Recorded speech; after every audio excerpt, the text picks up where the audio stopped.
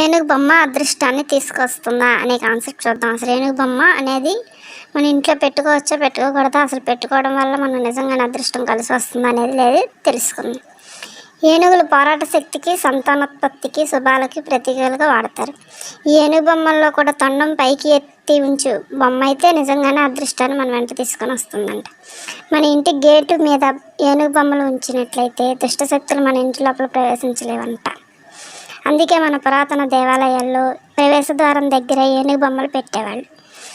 అవి చెడు శక్తిని లోపలికి రానివ్వు. అలాగే బెడ్రూమ్లో ఏనుగు బొమ్మలు జతగా ఉన్న ఫోటోలు పెట్టిన దంపతుల మధ్య అన్యోన్యత పెరిగి మంచి సంతానం కలుగుతుంది.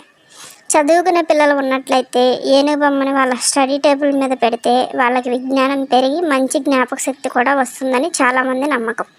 అలాగే కొంతమంది ఇళ్లల్లో పిల్లలు పెద్దయ్యాక వాళ్ళతో కొన్ని ఇబ్బందులు ఎదురై పిల్లలు చెప్పిన మాట వినకుండా వాళ్ళ ఇష్టం వచ్చినట్టు ప్రవర్తిస్తూ తల్లిదండ్రులకి మనోవేదన మిగులుస్తూ ఉంటారు. అలాంటి ఇంట్లో తల్లికి పిల్లలకు మధ్య సత్సంబంధాలు పెరగాలంటే ఒక పెద్ద ఏనుగు దాన్ని పిల్లగున్న ఏనుగుతో కలిసి ఉన్న బొమ్మను కానీ ఫోటోను కానీ పెడితే మంచి ఫలితం కనిపిస్తుంది. ఉద్యోగంలో మంచి పేరు ప్రతిష్టలు వచ్చి స్థిరపడాలంటే ఏనుగు బొమ్మ మీద కోతి కూర్చొని ఉన్న బొమ్మ కానీ ఫోటో కానీ ఇంట్లో పెట్టుకోవాలంట. ఇలా చేయడం వల్ల ఉద్యోగంలో మంచి అభివృద్ధిని సాధించగలరు.